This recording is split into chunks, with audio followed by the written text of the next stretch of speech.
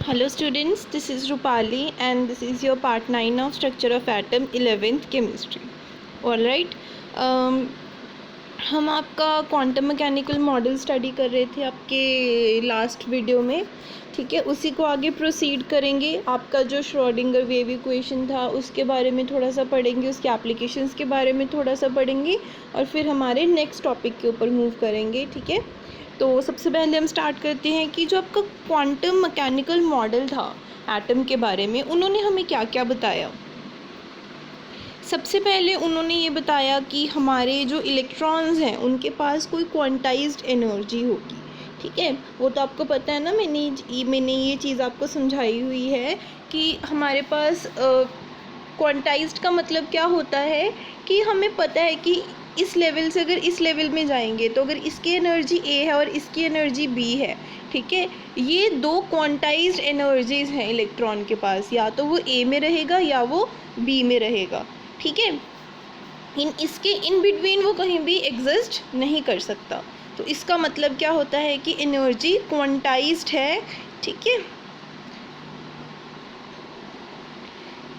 Second, जो आपकी energy की वैल्यू है, जो क्वांटाइज्ड एनर्जी की वैल्यू है या वेव फंक्शन की वैल्यू है, वो हम कहाँ से पता करेंगे? श्रोडिंगर वेव इक्वेशन से। ये भी हमने पढ़ा था आपके लास्ट लेक्चर में, ठीक है। ये भी आपको पता है कि साई जो है, साई उसका अपना कोई भी सिग्निफिकेंस नहीं है, नो फिजिकल सिग्निफिकेंस।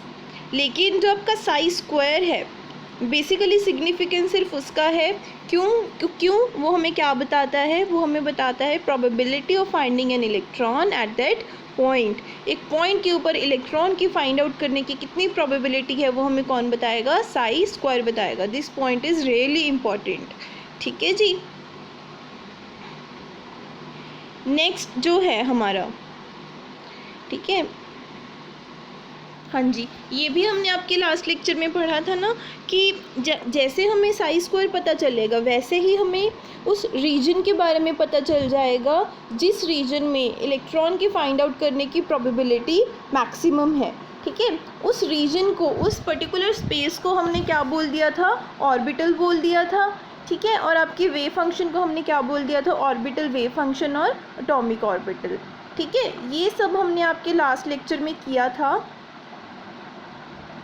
ये चारों पॉइंट्स हमने आपके लास्ट लेक्चर में किए थे, ठीक है।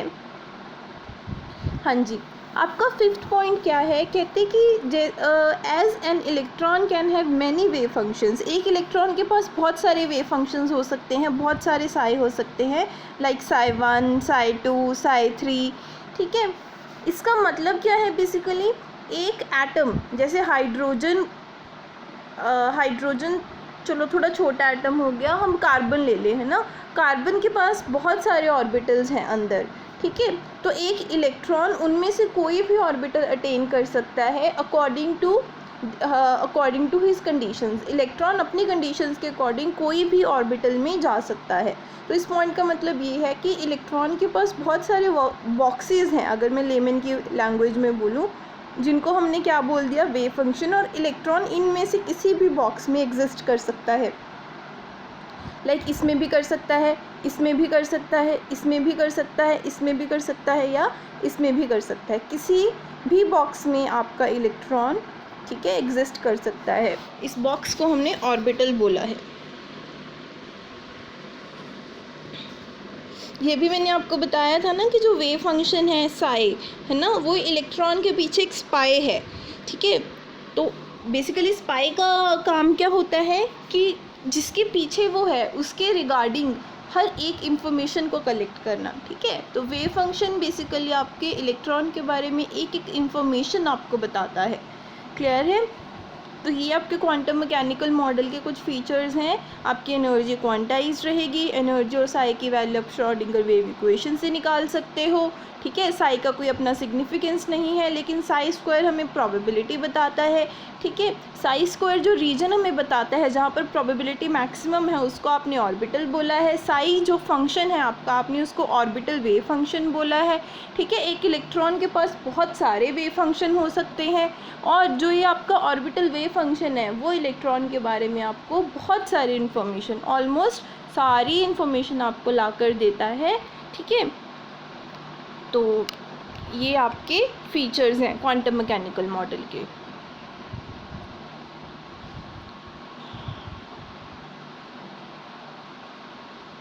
हाँ जी, आपकी श्रोडिंगर वेव इक्वेशन की एप्लीकेशन क्या है? सिंपल एप्लीकेशन है, आपको पता है जब आप इस इक्वेशन को सॉल्व करोगे तो आपके पास क्या आएगी? एनर्जी आएगी, ठीक है। एनर्जी की वैल्यूज़ आएंगी, क्या पॉसिबल एनर्जी की वैल्यूज़ हैं, वहाँ से हमें पता चल जाएगा कि आपका इलेक्ट्रॉन कौन सी वैल्यू ऑक्यूपाई करेगा, ठीक है। ये तो आपको पता ही है ना। उन वैल्यूज़ को, उन एनर्जी की वैल्यूज़ को क्या बोलते हैं? आइगन वैल्यूज़, ठीक है। ये चीज़ इंपॉर्टेंट है आपकी। उन वैल्यूज़ को हम क्या बोलते हैं? आइगन वैल्यूज़, ठीक है। और जिन वेव फंक्शन से वो वैल्यूज़ आएंगी, आपको पता है ना, जैसे एक हैमिल्टोनियन था, हमने साए के ऊपर इस हैमिल्टोनियन को अप्लाई किया तो हमारी क्या आई? कुछ एनर्जी की वैल्यूज़ आई। इस ई को तो क्या बोल रहे हैं हम? Eigen values. और इस साई को हम क्या बोल रहे हैं? Eigen function. क्लियर है? तो इस इक्वेशन में आप बता सकते हो कि जो आपका ई है वो क्या है? Eigen values. और जो ये साई है ये क्या है? आपका आइगन फंक्शन, ठीक है जी।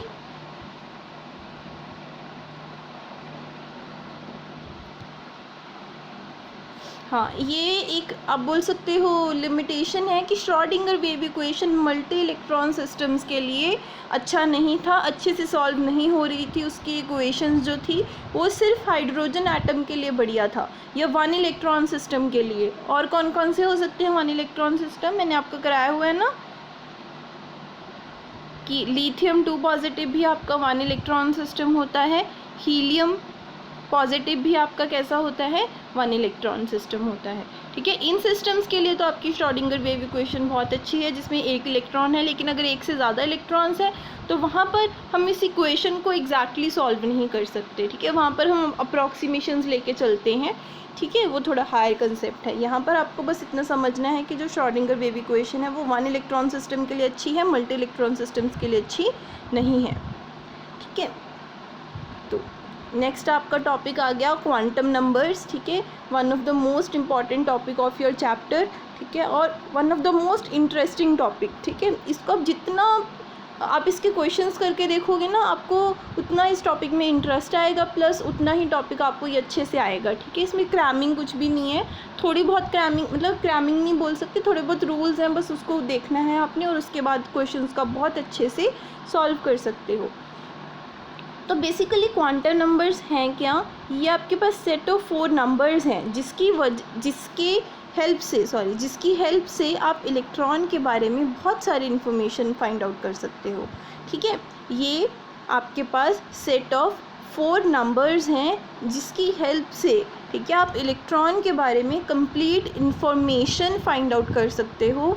जैसे कि उसकी लोकेशन कहाँ है, कहाँ पर प्रेजेंट है वो, उसकी एनर्जी कितनी है, कौन से ऑर्बिटल में बैठा है, ठीक है, कौन से स्पेस में बैठा है, ओरिएंटेशन क्या है उसकी, ठीक है। जैसे मैं क्लास में बोलूँ कि मेरे पास जो लास्ट बेंच में एक लड़का बैठा है, तो मैंने उसकी लोकेशन बता दी, ठीक है। मैं बोल रही हूँ कि वो पढ़ नहीं रहा, वो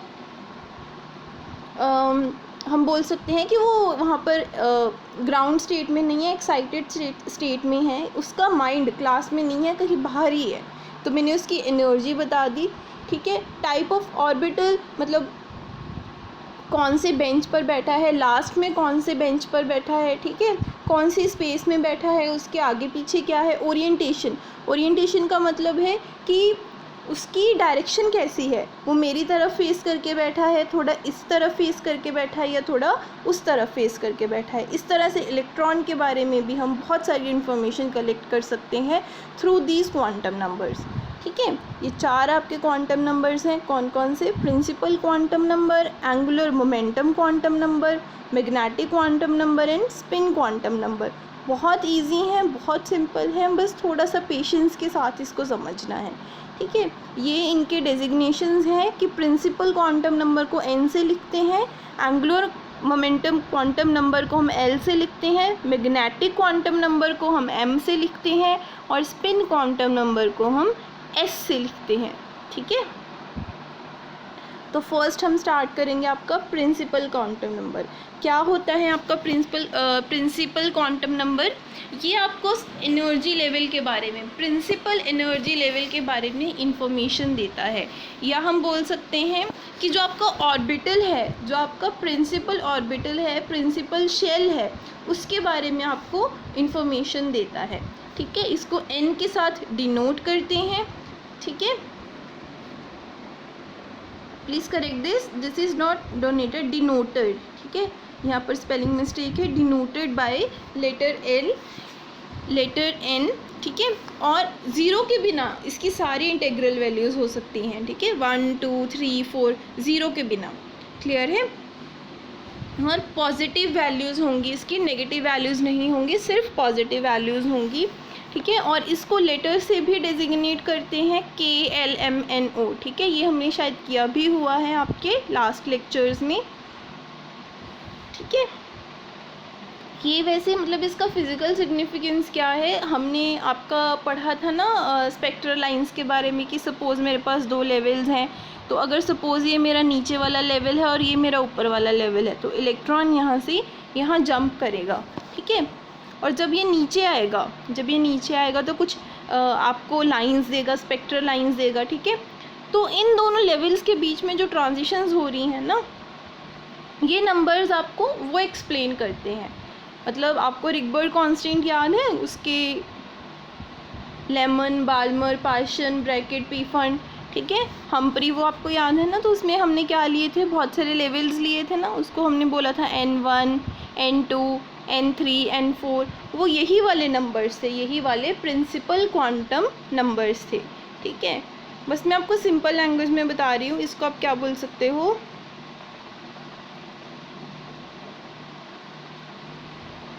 हाँ जी, इसको आप क्या बोल सकते हो, जो आपका ऑर्बिट है, ऑर्बिटल, जो आपका ऑर्बिटल है, प्रिंसिपल शेल है, उसके बारे में बताएगा ये आपको, उसका नाम बताएगा आपको ये बेसिकली। क्लियर है?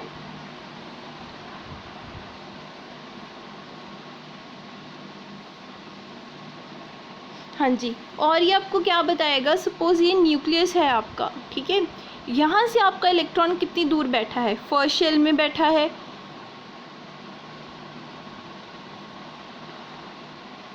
हाँ जी, देखो फर्स्ट शेल में बैठा है, सेकंड शेल में बैठा है, थर्ड शेल में बैठा है, या फोर्थ शेल में बैठा है। ठीक है, ये जो डिस्टेंस है ना, ये डिस्टेंस आपको इस क्वांटम नंबर से आप फाइंड आउट कर सकते हो। ठीक है, और ये आपको एनर्जी के बारे में बताता है। ठीक है, अगर आपको याद हो क्या इक्वेशन लिखी थी हमने, -13.6 Z², sorry,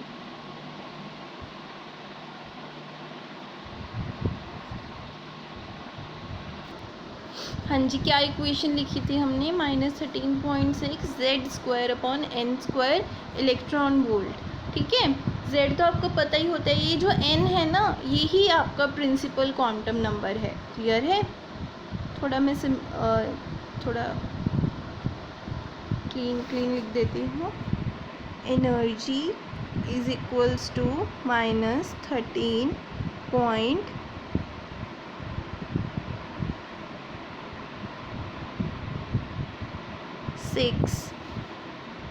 Z²/n² electron volt. ये आपकी एनर्जी थी ना, यहाँ पर जो n है वो क्या है, आपका प्रिंसिपल क्वांटम नंबर। ठीक है, और ये भी आपको याद है कि, ठीक है, ये भी आपको याद है ना कि जो इनकी सीरीज़ थी वो क्या थी, KLMN। ठीक है, और इनको क्या बोलते हैं, 1 2 3 4, वही n आपका। ठीक है, जो k है उसके लिए n1 है, जो l है उसके लिए n2 है, और जो m है उसके लिए n क्या है, 3 है। k आपको पता है ना कि लोएस्ट एनर्जी लेवल होता है, उसको ग्राउंड स्टेट लेवल बोलते हैं हम। ठीक है, इसको फर्स्ट प्रिंसिपल शेल बोलते हैं, l को सेकंड प्रिंसिपल शेल बोलते हैं, और m को थर्ड प्रिंसिपल शेल बोलते हैं। क्लियर है?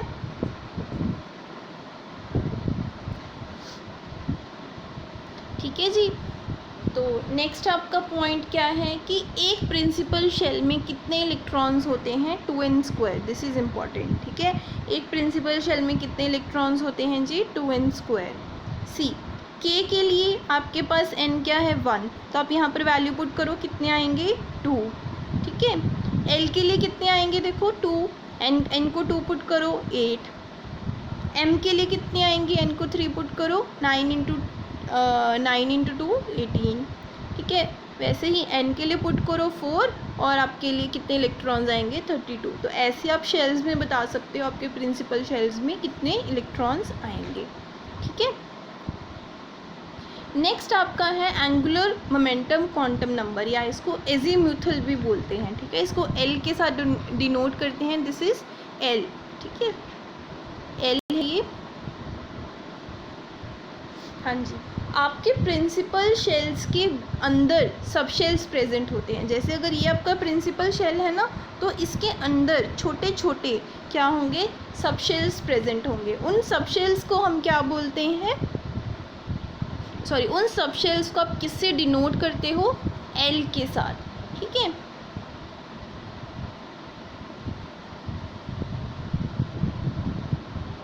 ये जो आपकी स्पेक्ट्रल में, ठीक है, ये तो जैसे आपकी जो प्रिंसिपल लाइंस हैं वो, इनके बीच में ना छोटी छोटी लाइंस आती हैं, इन लाइंस को एक्सप्लेन करता है ये क्वांटम नंबर, कि जो फाइन स्पेक्ट्रा है उसके बीच में जो छोटी छोटी लाइंस आ रही हैं, ठीक है, उसको एक्सप्लेन करेंगे ये क्वांटम नंबर्स, ठीक है।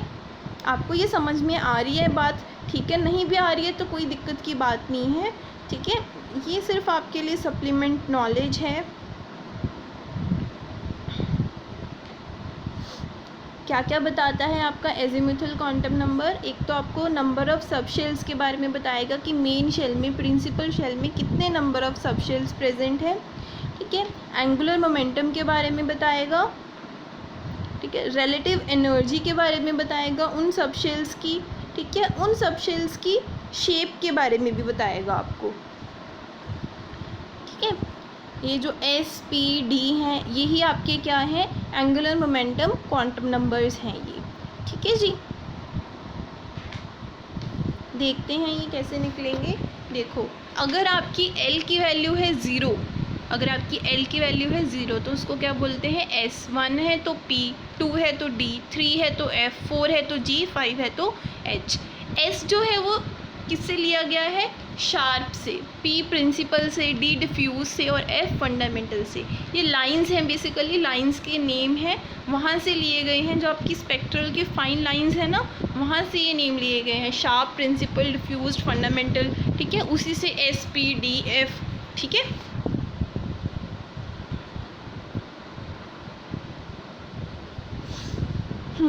अब इन्होंने क्या बोला कि for a given value of n, ठीक है, एक आपके प्रिंसिपल शेल के लिए, ठीक है, कितनी आपकी L की वैल्यूज़ हो सकती हैं, 0 to n minus 1, 0 to n minus 1। कैसे, अगर आपकी सपोज n की वैल्यू 3 है तो L की वैल्यू कितनी आएंगी, 0 to n minus 1। n minus 1 कितना होगा, 3 minus 1 कितना होगा, 2। 2 to 0 मूव करना है आपने, 2 to 0 मूव करना है, 2 1 0, ठीक है। 3 वैल्यूज़ आएंगी, ये चीज़ में इम्पॉर्टेंट है।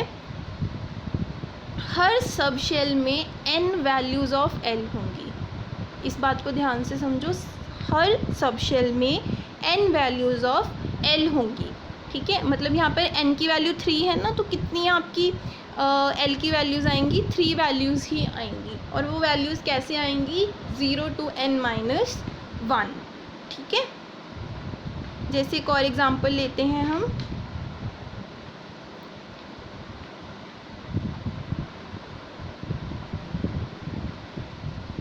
एक और एग्जांपल लेंगे हम। देखो, जैसे अगर मैं बोलूँ कि n मेरे पास 4 है, ठीक है, तो 4 minus 1, n minus 1 ना, कितना आ गया, 3, 3 to 0 मूव करेंगे, 3 2 1 0, ठीक है। कितनी वैल्यूज़ आई हैं, 4, ठीक है। जितना n है उतनी ही वैल्यूज़ आएंगी, उतनी ही नंबर ऑफ़ वैल्यूज़ आएंगी, किसकी, L की, ठीक है।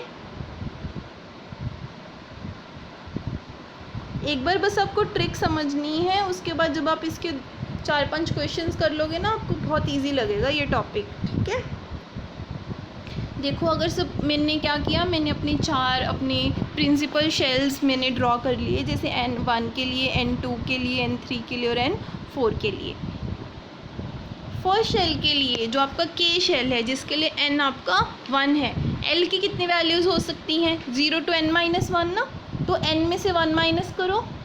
N कितना है? 1, 1 माइनस 1 0, 0 to 0 मूव करेंगे तो L की वैल्यू क्या आएगी? 0, ठीक है। 0 to 0 मूव करोगे तो L की वैल्यू क्या आएगी? 0। L की वैल्यू 0 आएगी ना, आपकी A की वैल्यू आएगी। N आपका 1 है, L की भी आपकी A की वैल्यू आएगी, ठीक है। अगर L की वैल्यू आपकी 0 है तो आपका कौन सा सबशेल है? S सबशेल है, ठीक है। अगर L की वैल्यू 0 है तो कौन सा सबशेल है? S सबशेल है। जो आपका सेकंड शेल है, जिसके लिए आपका N2 है, ठीक है, सेकंड सबशेल सेकंड प्रिंसिपल जो शेल है उसके लिए N आपका क्या है? 2 है, ठीक है। उसको किससे डिनोट करते हो? L से, ठीक है। अगर N2 है तो L की कितनी वैल्यूज़ आएंगी? 2 ही आएंगी ना। आएंगी कैसे? 0 to N-1, ठीक है। N कितना है? 2, 2 माइनस 1, 1, ठीक है। 1 to 0 जाएंगे तो 1 और 0 दो वैल्यूज़ आएंगी आपकी L की, ठीक है। 2 सबशेल्स आ गए। L अगर 0 है तो आपका कौन सा सबशेल है? S। अगर आपका L 1 है तो कौन सा सबशेल है? P। तो सेकंड आपके प्रिंसिपल शेल में कितने सबशेल्स हैं? 2, ठीक है। वैसे ही थर्ड आपके प्रिंसिपल शेल में कितने सबशेल्स होंगे? 3, ठीक है। और आपके जो आपका फोर्थ है प्रिंसिपल शेल, उसमें कितने सबशेल्स होंगे? 4। क्लियर है? 3 के लिए देखो 3 वैल्यूज़ आएंगी, आपको पता है। N-1 करोगे, 3 - 1 2, 2 1 0। S subshell, P subshell, D subshell, ठीक है। L = 0 के लिए आपका आएगा S सबशेल, L = 1 के लिए P सबशेल और L = 2 के लिए D सबशेल, ऐसे आएंगे, ठीक है। और फोर्थ जो आपका शेल है, जो आपका फोर्थ शेल है, उसके लिए आपको पता है N4 है तो L की कितनी वैल्यूज़ आएंगी? 4। तो आप वहाँ पर 1 2 3 0 1 2 3 लिख सकते हो, S P D F, ठीक है। तो टोटल कितने आएंगे? यहाँ पर 4 सबशेल्स आएंगे, ठीक है। इन दो बातों को याद रखना है, सारे क्वेश्चंस हो जाएंगे आपके।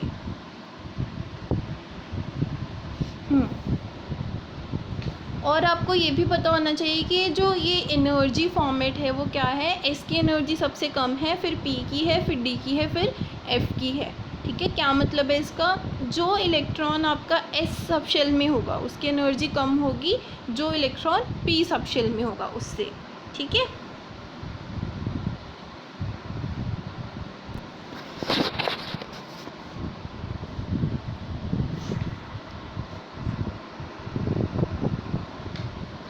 हाँ जी, आपका एक फॉर्मूला रह गया यहाँ पर, उसके बाद आपका एजीमुथल क्वांटम नंबर ख़त्म हो जाएगा, ठीक है। वो भी हम कंप्लीट कर ही लेते हैं। इसको हमने बोला ना एंगुलर मोमेंटम क्वांटम नंबर, और हमने बोला था कि एंगुलर मोमेंटम फाइंड आउट करने में हेल्प करता है। आपका बेसिकली एंगुलर मोमेंटम होता क्या है? एंगुलर मोमेंटम किसके इक्वल होता है? √L ब्रैकेट L + 1 ब्रैकेट, ठीक है। थोड़ा छोटा लिखते हैं हम, रुको।